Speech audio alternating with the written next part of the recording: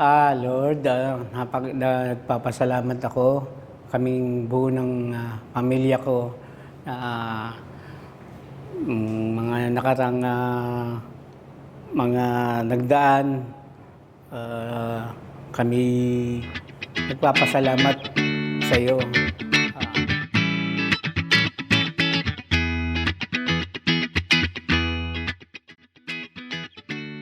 Taon-taon na sineselebrate namin yung birthday niya, no? Kasi anniversary na rin namin. Ikaw naman, ilang taon daw? 32 years?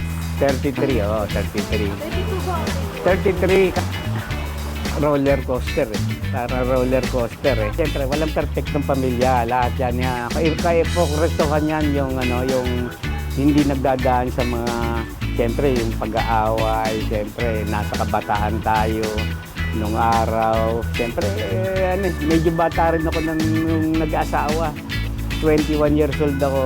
Siyempre, medyo mainit pa yung kili-kili ko. Siyempre, lalabas. Siyempre, hindi pwedeng hindi ako lalabas. Ganon. Ano sa tingin niyo yung nagpatibay sa relationship? Nagpatibay. Siyempre, Mga anak, lahat sa akin. naman para sa akin, mga anak. Anak. Lalo na yung bunso. Ayun. May story. Meron Yun. na naman ang last years ago naman na yun. Elementary pa yata siya o high school. Medyo tatagilid na naman. Nung nakita mo naman na yung bunso medyo iiyak, parang durog yung puso mo na ano ka na. Ano talaga, simula noong pa talaga, ano na ako sa pamilya eh. Mga anak ko pa lang, yan. Yan ang kahinaan ko sila. Kapag nakikita kong nalulungkot pa lang, mas nalulungkot ako. What are you thankful for sa partner? Ako? Hindi, siyempre, yung napagtiisan din ako. Siyempre, ang daming mga nakaraan namin. Siyempre, kung sa side ko, ako yung medyo, everyday dati, talaga, nasa labas ako, ganyan-ganyan, napagtiisan din. Salamat, di ba? Yun. Ito, honestly, yung pagdating sa anak, kasi meron sa isang pamilya na yun yung hindi rin nagagawa ng isang father sa mga anak.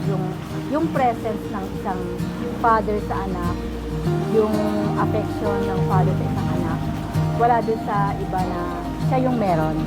Now that you're 33 years together, what are you looking forward to? Siyempre, nakikita ko sa atin, yung mga anak ko, successful yan. Tapos, siyempre, pinaghirapan nila, dumaan din sila sa Pero okay naman kami. Pero siyempre, yung minsan, lalo naman nung pagdating ng college na, medyo muntik kapusin.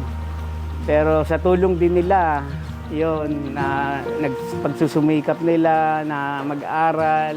Ngayon, nakikita ko na magiging successful sila sa mga pinili nilang buhay.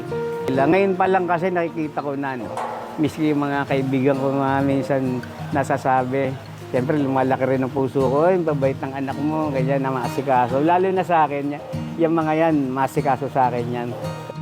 Sabi ko, siguro hindi pa yung tulutan niya naman ako na makapag-advise kahit konti kasi yun naman yung aking pinagdaanan. So, stick lang kasi lahat tiisin kasi hindi makukuha sa hiwalay. Totoo, maraming beses na iniisip ko na hiwalay, pero hindi naman yun yung solusyon kasi sabi ko nga, di ba, kung maghahanap ka ng iba para maging partner mo, hindi rin magiging perfect kasi kapag may naghanap ka ng iba, maghahanap ka na naman ng magiging hinahanap mo sa kanya.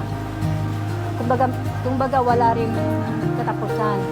So ang solusyon lang is maging stick sa family at yung maging magtiis, alang-alang sa mga ako, sa mga anak. So, magiging maayos din lahat. Ah, Magdasal. happy birthday pala, Meg, tsaka happy anniversary. Happy anniversary. Kiss muna. Dali. Ako na. Oh, sige. Yan. Oh. Okay. Love you all. God bless sa atin lahat.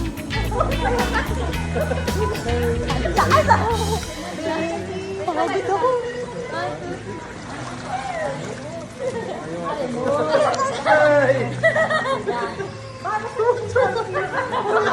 Pagod tumingin kaya.